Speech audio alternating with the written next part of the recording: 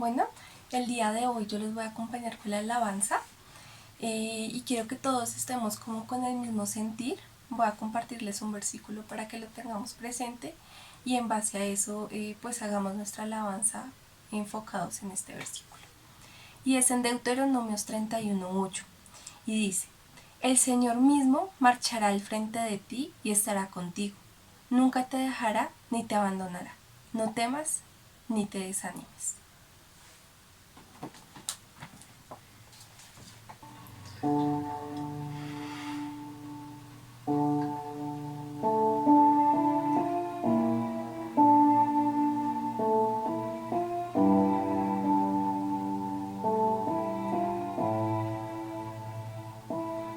Dios de pactos, que guardas tus promesas, que cumples tu palabra, que guías mi destino. Dios de pactos, vivo en tus promesas, descanso en tu palabra. Por tu gracia estoy aquí.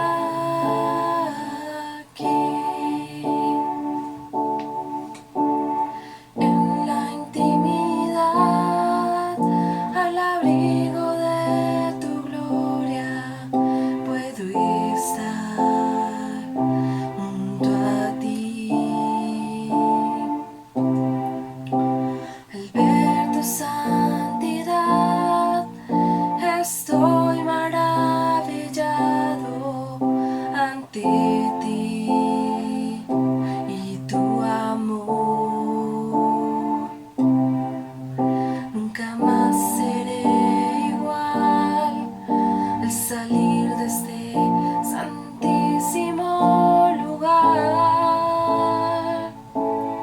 Dios de pactos, que guardas tus promesas, que cumplas tu palabra, que guías mi destino. Dios de pactos, confío en tus promesas, descanso en tu palabra. Por tu gracia estoy aquí.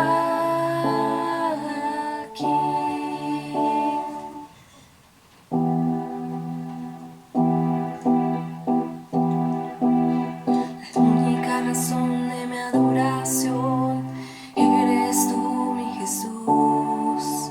El único motivo para vivir eres tú, mi Señor. Mi única verdad está en ti, eres mi luz y mi salvación. Mi único amor eres tú, Señor, y por siempre te alabaré. Eres todo poderoso, eres grande y majestuoso, eres fuerte, invencible, y no hay nadie como tú.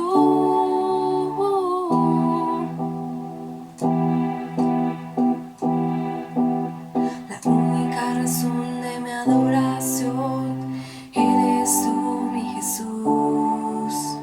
El único motivo para vivir eres tú, mi Señor. Mi única verdad está en ti, eres mi luz y mi salvación. Mi único amor eres tú, Señor, y por siempre te alabaré. Eres todo poderoso, eres grande y majestuoso, invencible, y no hay nadie como tú.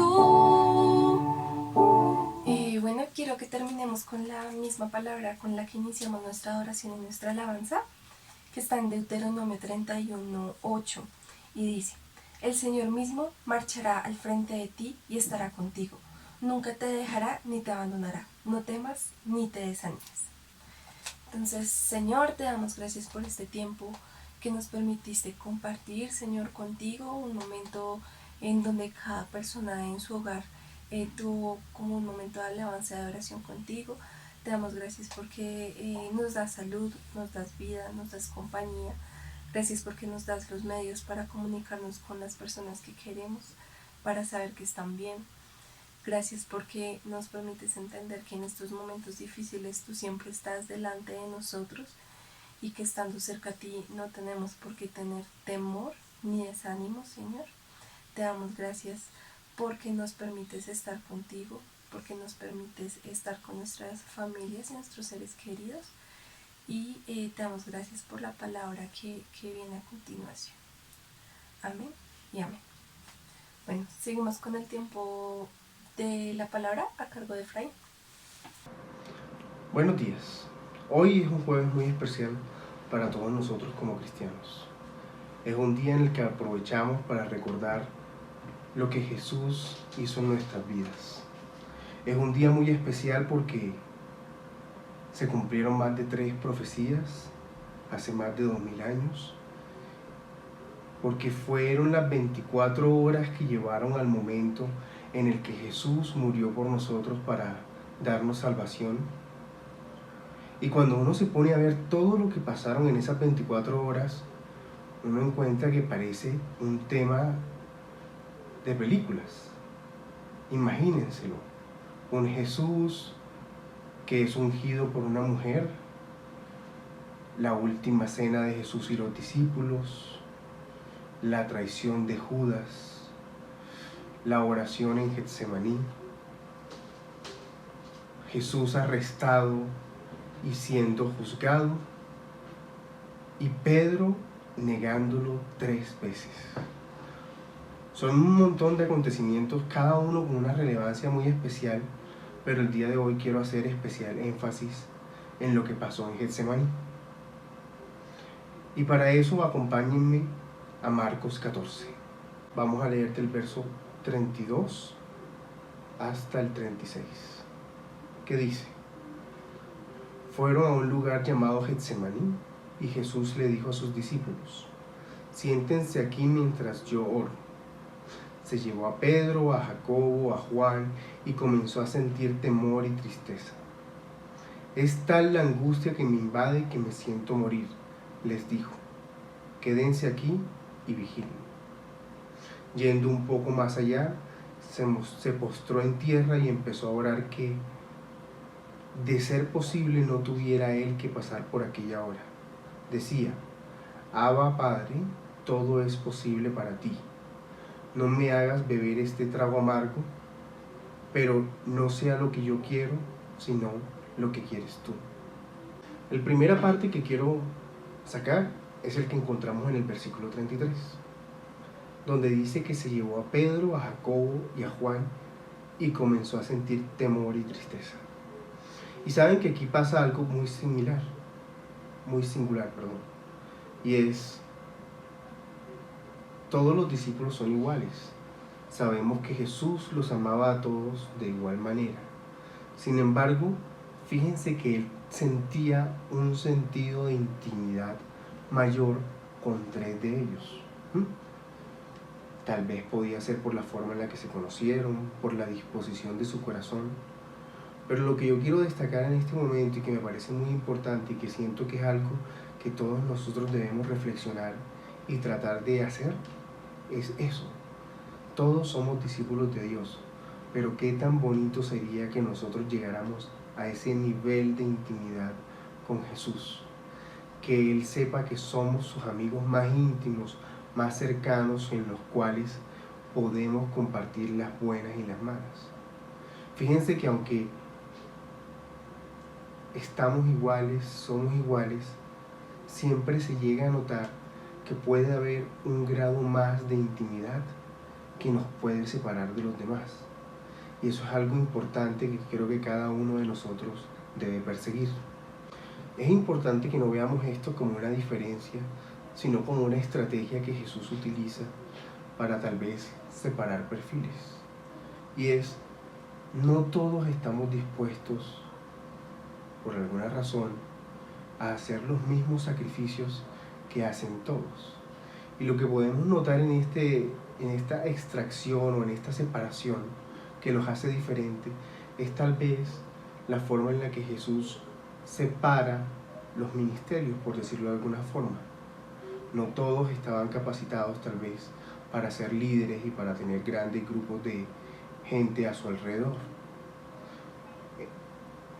Y quiero hacer mucho énfasis en esto porque no quiero que se sienta como acepción de personas.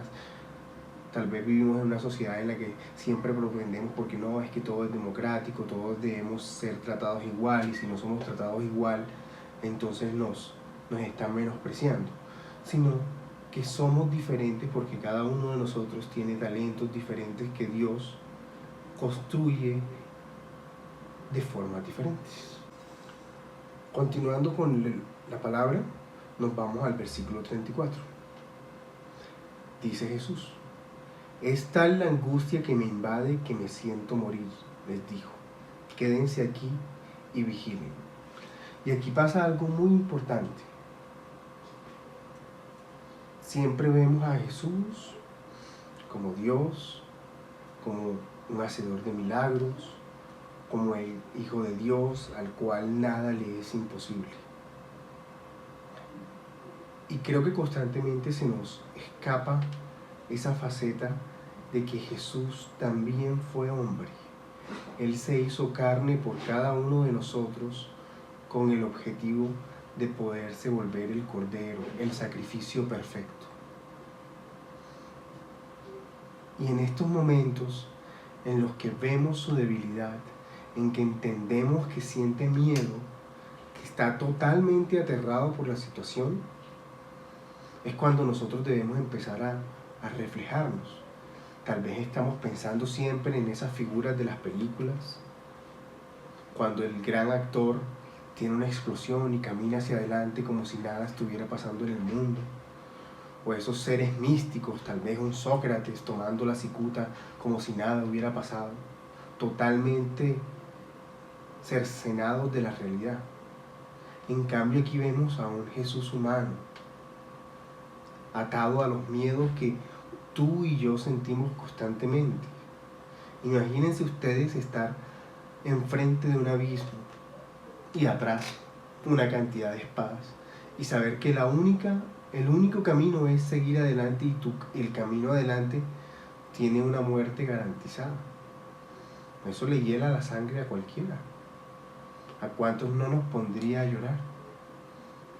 Pero fíjense cómo ese hombre, ese Dios hecho carne, hecho cuerpo, como tal y cual como cada uno de nosotros, empieza a caminar ese camino con una firmeza, pero aún así con el miedo y con, como dice la palabra, la angustia que siente al pensar que va a doler, que va a morir. Yo quiero hacer mucho énfasis en esto, en que Jesús, cuando vino a la tierra, no era un ser místico totalmente separado de la realidad. Él era un humano como tú y como yo, que sí, que era Dios o que es Dios, pero que tenía las mismas miedos que te tribulan a ti y a mí. La diferencia que nos separa, creo yo, es toda esa fe que él tenía y el compromiso y la certeza de que estaba haciendo lo que tenía que hacer.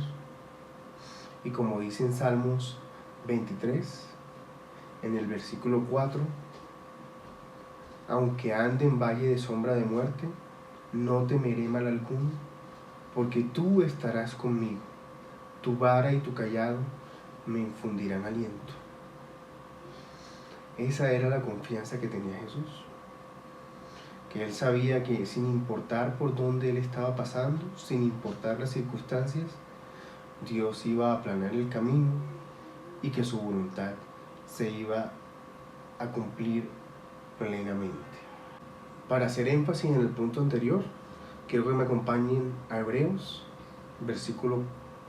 capítulo 4, versículo 15, que dice: porque no tenemos un sumo sacerdote que no pueda compadecerse de nuestras debilidades, sino uno que fue tentado en todo según nuestra semejanza, pero sin pecado. ¿Sí ven esto? Este es el mensaje que yo les quiero transmitir. Tenemos un Dios hecho hombre, y voy a hacer mucho énfasis en esto,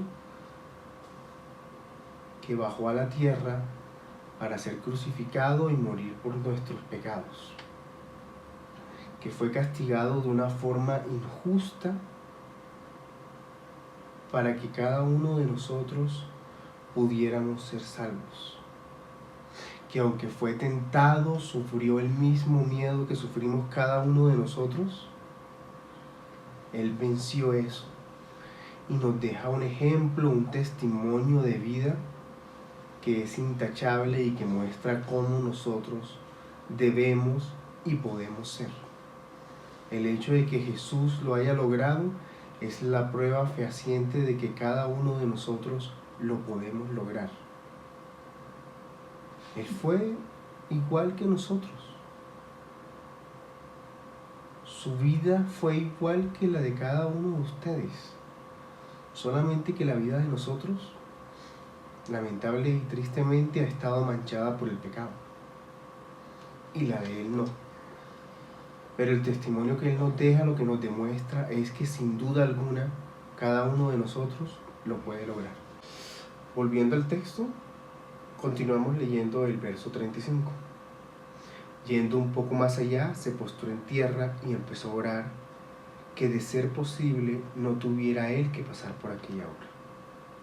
Decía: Abba, Padre, todo es posible para ti. No me hagas beber este trago amargo, pero no sea lo que yo quiero, sino lo que quieres tú. Y aquí encontramos dos temas interesantes. El primero, tenemos un Jesús que está vuelto siervo, que tiene una misión y una tarea, pero que claramente no es un siervo común y silvestre. Estamos hablando de que en este caso el siervo es el propio Hijo. Y yo creo que ya en más de una ocasión les he dicho, imagínense que yo estuviera en esas circunstancias. No existe la más menor posibilidad de que ustedes se fueran a salvar. Gracias a Dios, no me tocó a mí, sino que fue Dios y Jesús los que tienen que tomar esa decisión. Y fíjense que está este Jesús, que es humano, que está asustado, que siente la injusticia de lo que está pasando y se acerca de una forma muy íntima con su Padre. Fíjense que utiliza la palabra Abba, que en toda la Biblia no se ve que ningún otro personaje hable con Dios con esa cercanía, de llamarlo Padre, Papito. Aquí el tipo está suplicándole, reconociendo que él tiene las fortalezas, el escenario de que él no tenga que pasar por esta circunstancia injusta para él. Pero aún así, lo más importante del verso que acabo de leer es cómo termina. Pero que no sea lo que yo quiero, sino lo que quieres tú. ¿Y cuánto nos cuesta esto? ¿Cuánto nos cuesta a nosotros hacer pequeños sacrificios? No, pecar es un pequeño sacrificio. Cumplir con las órdenes de la Biblia ni siquiera clasifica como un sacrificio. Pero ¿cuánto nos cuesta cumplir la palabra de Dios, aun cuando hay bendición detrás? Tomen las ofrendas y los diezmos. El caso de los hijos portándose bien con los padres, que tiene una promesa detrás de la orden, y aún así nos cuesta. Pero en cambio acá vemos a Jesús, un hijo abnegado ante lo que pide su padre, dispuesto a hacer un sacrificio que le va a costar a él sangre, que le va a costar a él dolor, y que ni siquiera es para su propio mérito. Y hay nosotros quejándonos de por qué nos toca hacer lo que tenemos que hacer. Fíjense que hay un tema importante que también quiero resaltar acá. Y es, dentro de ese miedo que está sintiendo Jesús, dentro de ese acto de constricción, de solicitud al Padre, de que lo haga pasar esa copa, también vemos otro Jesús que lo está haciendo por convicción. Si nos vamos a Juan, capítulo 10, en el versículo 18, el texto dice: nadie me lo quita, sino que yo de mí mismo la pongo. Tengo poder para ponerla y tengo poder para volver a tomar. Este mandamiento recibí de mi Padre. Vemos que Jesús, la actividad que está realizando, ese sacrificio tan inmenso que está haciendo por tu vida y por mi vida, lo está haciendo por su plena voluntad. Más allá de que fuera una tarea que le ha sido entregada a Él decide voluntariamente entregarla, porque era la vida de Él. El Padre al final no le iba a reclamar si Él no lo hacía. Pero aquí vemos que Jesús, por su propia convicción, por lo que está creyendo, porque Él sabe que el sacrificio que está haciendo por nosotros vale la pena, o por lo menos esperamos que le valga la pena, es algo que Él hace plenamente convencido y tranquilo de que lo que está haciendo es lo que debe hacer. Si continuamos con el texto, en el verso 37 dice: luego volvió a sus discípulos y los encontró dormidos. Simón, le dijo Pedro, ¿estás dormido? ¿No pudiste mantenerte despierto ni una hora? Vigilen y oren para que no caigan en tentación. El cuerpo está dispuesto, el espíritu está dispuesto, pero el cuerpo es débil. Una vez más se retiró e hizo la misma oración. Fíjense que aquí dice que Jesús volvió a hacer la misma oración. O sea, otra vez volvió, y podemos asumir que esto fue una conversación larga que tuvo con Dios, porque se tomó su buena hora, que Pedro no fue capaz de vigilar. Pero lo hizo 2 veces. Y si seguimos viendo el verso, el 39 dice: una vez más se retiró e hizo la misma oración. Cuando volvió los encontró dormidos otra vez, porque se les cerraban los ojos del sueño. No sabía qué decirle. Al volver por 3ª vez les dijo: ¿siguen durmiendo y descansando? Se acabó. Ha llegado la hora. Miren, el Hijo del Hombre va a ser entregado en manos de pecadores. Levántense, vámonos, viene el que me traiciona. 3 ocasiones Jesús se retiró para hacer la misma oración. Él tenía total tranquilidad, sabía lo que venía en breves momentos. Hasta el último momento Él tuvo esa humanidad dentro de sí mismo. Le pidió al Padre que pasara esa copa. En esos tiempos la frase de pasar la copa era un símil sobre lo que ha de venir. Y Él no lo quería. Él estaba dispuesto a dar su vida por nosotros y la dio. Pero le costó. Pero la obediencia que Él puso, la disposición que Él puso, es algo que cada uno de nosotros debe guardar en su corazón, porque este es el regalo más valioso y grande que Dios ha dado a nuestras vidas. El tercer punto que podemos rescatar del texto que hemos estado leyendo eran las 2 posiciones. Por un lado tenemos un Jesús que está clamando en su miedo, pero siempre pidiéndole al Padre que sea la voluntad de Él y no la propia. Por otro lado tenemos la posición de los discípulos. Ellos fueron a acompañar a Jesús y Jesús les pide que se queden ahí y vigilen, que ellos tengan su propia oración, que ellos clamen, que se preparen, porque vienen otros tiempos. Y lo que encontramos es algo que nos pasa constantemente. Nos vence la pereza. No somos capaces y sucumbimos tal vez a la debilidad de la carne. Y cuando hablamos de esto no se trata o de la flojera o del cansancio, de que nos dejamos abrumar por las cosas del día y no hacemos lo que tenemos que hacer, sino que Dios nos ha pedido algo muy especial, es que nosotros estemos velando, que estemos vigilando que las cosas no se salgan de control, que salgan bien. Y nosotros muchas veces no somos capaces. Lo que se espera de nosotros es que seamos capaces de vencer esa debilidad de la carne. Y no la flojera, porque el espíritu siempre está dispuesto, sino que nosotros podamos estar ahí, atentos, que podamos identificar las tentaciones y superarlas. Getsemaní termina siendo ese sitio que nos recuerda cómo nosotros fallamos, cómo inclusive el Padre dice, siguen durmiendo, ya no va más, se acabó, ha llegado la hora.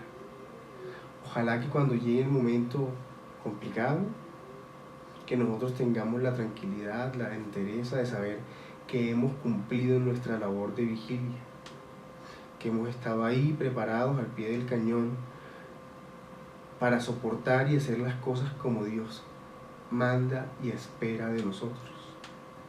Que siempre pongamos la voluntad de Él antes de la nuestra.